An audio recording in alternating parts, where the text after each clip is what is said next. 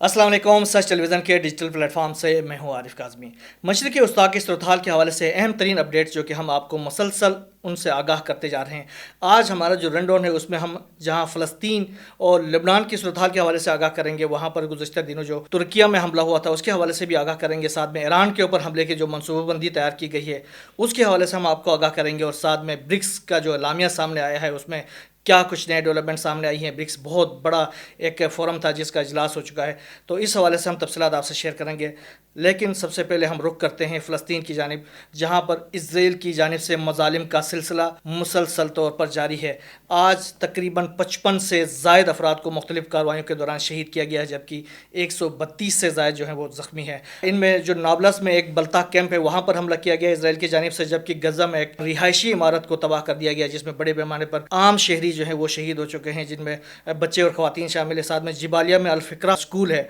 वहाँ पर निशाना बनाया गया है आम शहरियों को जो कि वहाँ पर पनाह लिए हुए थे। साथ में दीर उल बलाह में आनरवा की जो कार है, एक कार को उसको निशाना बनाया गया जिसमें आनरवा का एक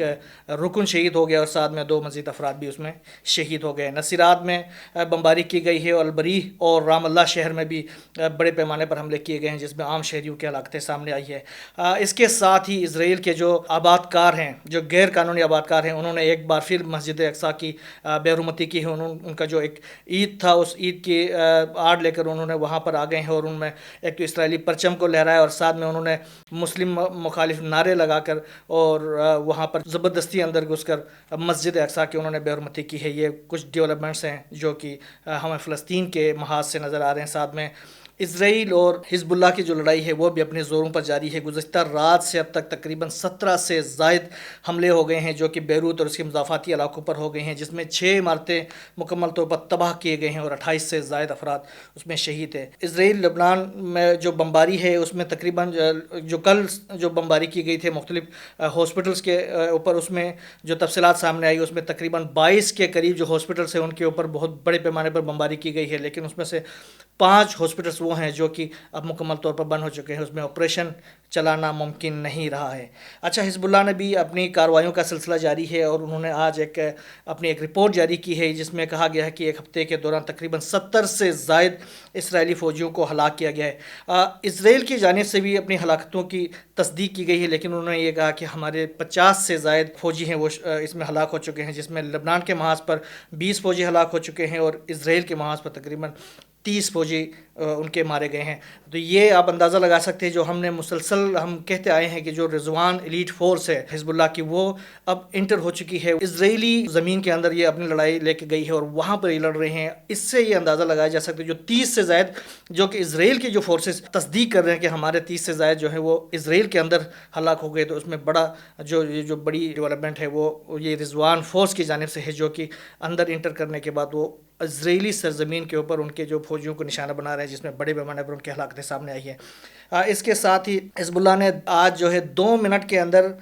रॉकेटों से अल जलील के ऊपर तकरीबन 50 से ज़ायद रॉकेट उन्होंने फ़ायर किए हैं, जिसमें बड़े पैमाने पर वहाँ पर हलाकतें हुई हैं। इसके साथ ही तल अबीब के मरकज़ को निशाना बनाया गया और तल अबीब में अब आम जो रिहायशी इमारतें हैं वो भी निशाना बन रही हैं, क्योंकि हिजबुल्लाह ने बहुत पहले से मुसलसल तौर पर जो इसराइल के शहरी हैं उनको वार्निंग दी थी कि वो इलाके अपने खाली करके, अपने घरों को खाली करके निकल जाएँ, और जिन मुल्कों से वो आकर इसराइल में आबाद हो गए, फ़लस्तीन की ज़मीनों पर कब्ज़ा करके आबाद हो गए हैं, वो फ़लस्तीनियों के हवाले कर दे और अपने घरों को निकल जाए, अपने मुल्कों को निकल जाए। अब रह गए हैं उनको उनके हवाले से कोई गारंटी नहीं है, क्योंकि अब हिजबुल्लाह के जो हतमी मरहले पर जो कार्रवाइयाँ हैं उसमें तल अबीब समेत, हिफा समेत मुख्तलिफ़ शहरों में हर उस जगह को निशाना बनाया गया है जहाँ से इसराइल के जो फोर्सेस है वो इंसानों को ह्यूमन शील्ड बनाकर लुबनान के ऊपर और फ़लस्तीन के ऊपर हमले कर रहे हैं। इसके साथ गुज़श्ता चंद घंटों के दौरान हिजबुल्लाह की जानिब से कादिर 2 मिज़ाइल से तल अबीब में जो गिलेलियोत उनका जो फ़ौजी अड्डा है उसको निशाना बनाया गया। ये अहम तरीन फ़ौजी अड्डा है गिलेलियोत का, जिसमें जो इनके मोसाद के इसमें हेडक्वार्टर्स होते हैं, इसको निशाना बनाया गया। इससे पहले याद होगा जो ऑपरेशन अरबईन किया गया था हिजबुल्लाह की जानिब से, उसमें भी بھی اسی جو گلیلیو کا جو اڈا ہے اس کو نشانہ بنایا گیا تھا۔ اس کے علاوہ تل ابیب کے جو نواح میں ملٹری انڈسٹری ہے اور اس میں ایک کمپنی ہے تا، اس کمپنی کے اوپر بڑے پیمانے پر حملے کیے گئے ہیں حزب اللہ کی جانب سے، جس میں اس کمپنی میں بہت زیادہ ان کی جانی نقصان کے ساتھ ساتھ انفراسٹرکچر کی بڑے پیمانے پر وہاں پر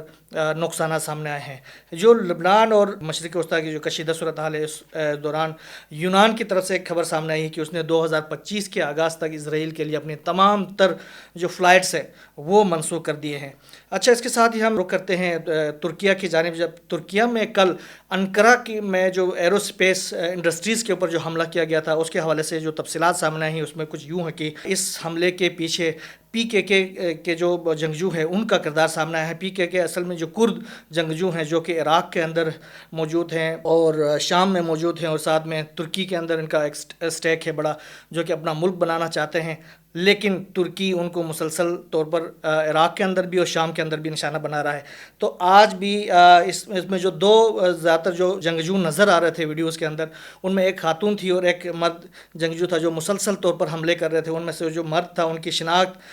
وہاں کے جو ترکی کے جو وزیر داخلہ انہوں نے بیان کی ہے، وہ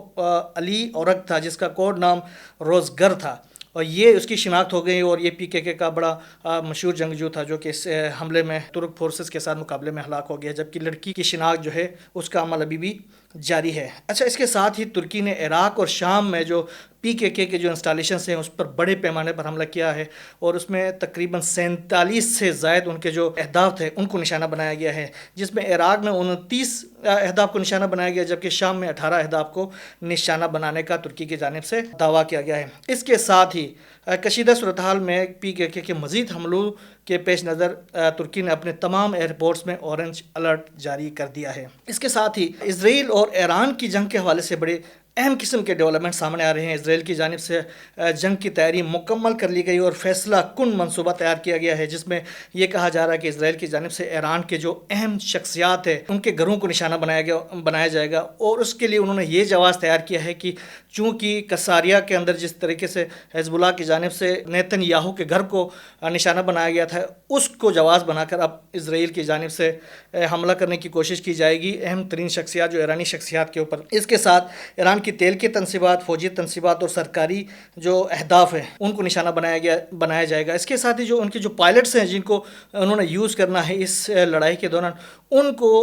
جو ایران کے اوپر اہداف کے حوالے سے ان کے روانہ ہونے سے ذرا پہلے ہی بتا دیا جائے گا کہ یہ آپ کے اہداف ہیں جن کے اوپر آپ نے حملے کرنا ہے۔ اس کے ساتھ ہی ایک بڑی ڈیولپمنٹ اس حوالے سے یہ بھی ہوئی کہ اسرائیل کے وزیر دفاع ہیں، انہوں نے اس حملے میں ممکنہ حملے میں استعمال ہونے والے پائلٹس کے ساتھ ایک میٹنگ کی ہے، اور اس میٹنگ میں انہوں نے ایک تو ان کا حوصلہ بڑھایا، اور ساتھ میں انہوں نے یہ کہا کہ آپ کی جو قربانی ہے وہ اسرائیل کی تاریخ میں یاد رکھی جائے گی۔ اس سے آپ اندازہ لگا سکتے ہیں کہ یہ ایک خودکش مشن ہوگا، ایران کے اوپر جو حملہ ہوگا یہ خودکش مشن ہوگا۔ اس کی وجہ یہ ہے کہ ایران کی جانب سے جس طریقے کی تیاریاں کی گئی ہیں، انہوں نے آپریشن صادق 2 کا نام دیا ہے، وعدہ صادق 2 کا نام دیا ہے، 3 کا نام دیا ہے جو کہ اب جو